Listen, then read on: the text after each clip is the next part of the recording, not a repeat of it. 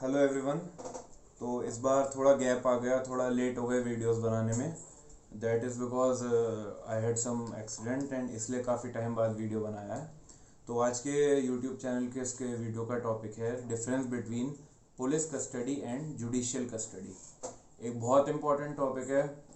लोगों को अक्सर कन्फ्यूजन रहता है। इसे हम हिंदी में पुलिस कस्टडी को कहते हैं जब हवालात में बंद कर देते हैं या फिर पुलिस रिमांड पर ले लेती है। और जुडिशियल कस्टडी, कई लोगों को लगता है कि जुडिशियल कस्टडी का मतलब होता है कि अपराधी को जेल भेज दिया गया है। तो आज के वीडियो में हम अपना कन्फ्यूजन क्लियर करेंगे कि बेसिक डिफरेंस इन दोनों के बीच क्या है। तो सबसे पहले हम बेसिक डिफरेंस समझते हैं। पुलिस कस्टडी और जुडिशियल कस्टडी का बेसिक डिफरेंस है, पुलिस कस्टडी में पुलिस के पास रिमांड पर एक्यूज रहता है और जुडिशियल कस्टडी में जेल के अंदर रहता है। लेकिन जुडिशियल कस्टडी में एक तरीके से कहा जाता है कि वो जज के पास है, जैसे उसमें पुलिस के पास है ऐसी जज की निगरानी में है। और क्या बेसिक डिफरेंस होता है? पुलिस कस्टडी 15 डेज की हो सकती है मैक्सिमम, जुडिशियल कस्टडी 60 डेज या फिर मैक्सिमम 90 डेज तक की हो सकती है। जो इसका प्रावधान बताया गया हमारे लॉ में वो है कोड ऑफ क्रिमिनल प्रोसीजर के सेक्शन 167 में। धारा 167 ये हमें बताती है कि पुलिस कस्टडी क्या है और जुडिशियल कस्टडी क्या है। तो वहाँ जाकर हम लोग इसे थोड़ा डिटेल में समझते हैं। तो सबसे पहले सेक्शन 167 ये कहता है कि अगर किसी बंदे पर नॉन बेलेबल ऑफेंस का चार्ज लगा है, यानी ऐसे अपराध का चार्ज लगा है जिसके बेल नहीं मिल सकती, वरना तो डायरेक्ट थाने से बेल मिल जाती है। अगर ऐसा चार्ज लगा है तो और उस चार्ज के लगने के बाद 24 आवर्स के अंदर पुलिस इन्वेस्टिगेशन पूरी नहीं होती, यानी 24 घंटे बीत जाते हैं, वो बंदा पकड़ा जाता है, पुलिस पकड़ लेती है उसे, पुलिस ऑफिसर पकड़ता है और 24 घंटे के अंदर भी उस केस की इन्वेस्टिगेशन पूरी नहीं होती, तो फिर सबसेक्शन 1 कहता है इस धारा का कि ऐसे में जो पुलिस ऑफिसर है जिसने उसे एक्यूज को पकड़ा था, अपराधी को पकड़ा था, अगर वो सब इंस्पेक्टर की रैंक से कम का नहीं है, सब इंस्पेक्टर या सब इंस्पेक्टर की रैंक से ऊपर का है, तो वो जो मजिस्ट्रेट है डिस्ट्रिक्ट, उससे रिमांड पर लेने के लिए उसे लेटर लिख सकता है और ये डिमांड कर सकता है।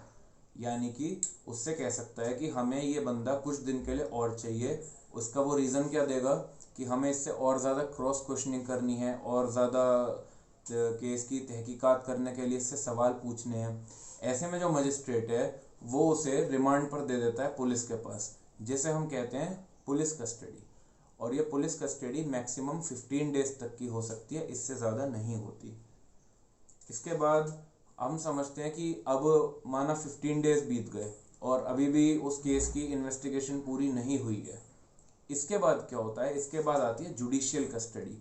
अगर 15 डेज पूरे हो जाते हैं और उसके बाद भी पुलिस अपनी इन्वेस्टिगेशन ख़त्म नहीं कर पाई, तो फिर जो पब्लिक प्रोसिक्यूटर है उस केस का, यानी सरकारी वकील है, वो कोर्ट को एक रीज़न देता है। क्या रीज़न देता है? कि अभी इस केस की इन्वेस्टिगेशन पूरी नहीं हुई है और ये बंदे को बाहर छोड़ना, या इसके 15 दिन तो पूरे हो गए लेकिन इसे समाज में छोड़ना हानिकारक है, ये भाग सकता है या फिर ये कुछ भी और किसी कोई क्राइम को अंजाम दे सकता है।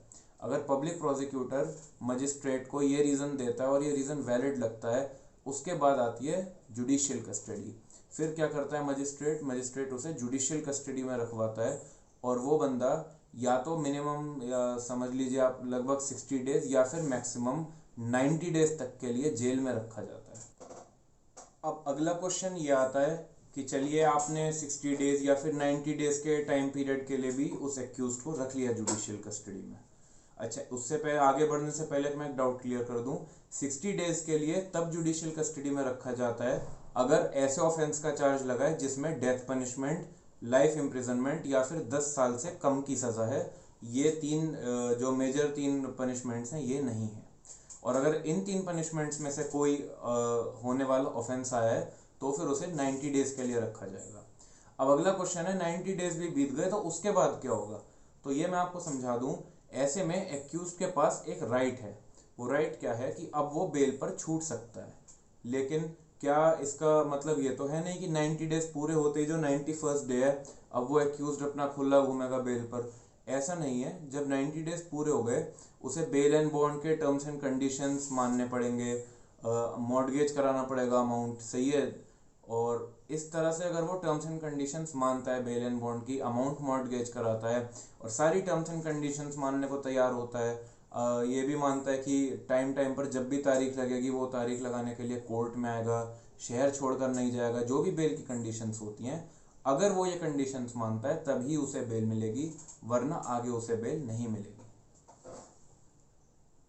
अब लास्ट और सबसे इम्पोर्टेंट पॉइंट आता है कि 60 डेज पूरे हो गए या फिर 90 डेज भी पूरे हो गए, उसके बाद हमने पहला मौका दिया कि आप बेल पर छूट जाइए, लेकिन उसके लिए आपको टर्म्स एंड कंडीशंस मानने होंगे। अब क्या होता है, वो टर्म्स एंड कंडीशंस मानने को, उनसे कंप्लाई करने को जो एक्यूज्ड है वो तैयार नहीं है। तो क्या इसका मतलब ये है कि कोर्ट उसे छोड़ देगा? नहीं।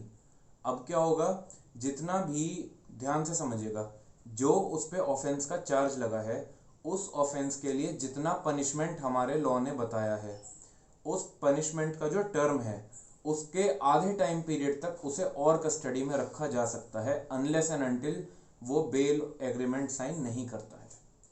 सपोज करते हैं सेक्शन 379 लेते हैं आईपीसी का, जिसमें 3 साल तक की जेल बताई गई है, या फिर कोई भी सपोज कर लीजिए और आसान बनाने के लिए 307 ले लेते हैं, या कोई सा भी ऐसा जिसमें 10 साल की जेल बताई गई है।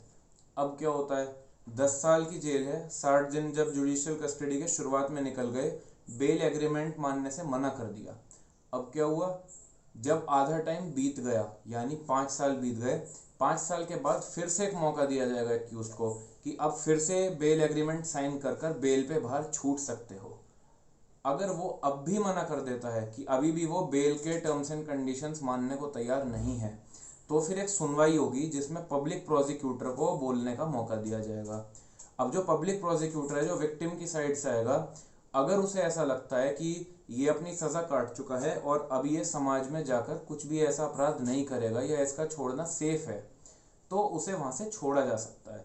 लेकिन अगर अब भी पब्लिक प्रोसिक्यूटर ने कह दिया कि नहीं, इसने 5 साल बिता लिए हैं, अभी भी इसे समाज में छोड़ना सेफ नहीं है, बिना बेल पेपर्स के, बिना बेल एग्रीमेंट के, तो कोर्ट उसे फिर से कस्टडी नहीं देगी, कस्टडी से रिहा नहीं करेगी, उसे फिर से जुडिशियल कस्टडी में डाल दिया जाएगा। और उसके आगे फिर वही ऑप्शन होगा कि अपना बेल एग्रीमेंट साइन करके वो जा सकता है। लास्ट और सबसे इंपॉर्टेंट पॉइंट ये आता है कि अगर इस तरीके से कोई एक्यूज्ड ऐसा हुआ कि उसने कभी बेल एग्रीमेंट साइन ही नहीं करा, उसने कभी बेल की कंडीशंस मानी ही नहीं, तो उसे मैक्सिमम टर्म के लिए कितना रखा जा सकता है कस्टडी में? तो इसका साफ सीधा प्रावधान है लॉ में, जितना टर्म ऑफ पनिशमेंट है उतनी ही मैक्सिमम कस्टडी हो सकती है, क्योंकि उसके बाद भी एक तरीके से हम ये कहेंगे कि इसने अपनी सजा जेल में काट ली है। यानी कि अगर किसी अपराध का पनिशमेंट 10 साल है और 10 साल बंदा जुडिशियल कस्टडी में रह चुका, एक भी बार वो बेल पर बाहर नहीं गया, तो 10 साल पूरा होने पर कोर्ट उसे छोड़ देगी। क्योंकि अगर वो बीच में भी बेल पर बाहर जाता या शुरुआत में ही चला जाता, तो भी उसे सजा काटने के लिए 10 साल तो जेल में रहना ही होता। तो ऐसे में आकर एंड में कोर्ट उसे रिहा कर देगा। तो मैं उम्मीद करता हूँ काफ़ी कॉम्प्लिकेटेड टॉपिक था और आज की वीडियो से आपको इस बारे में काफ़ी नॉलेज हुई। अगर आपको लगता है आपको कुछ भी नॉलेज मिली इस वीडियो से, तो प्लीज़ इस चैनल को सब्सक्राइब कीजिए। Thank you.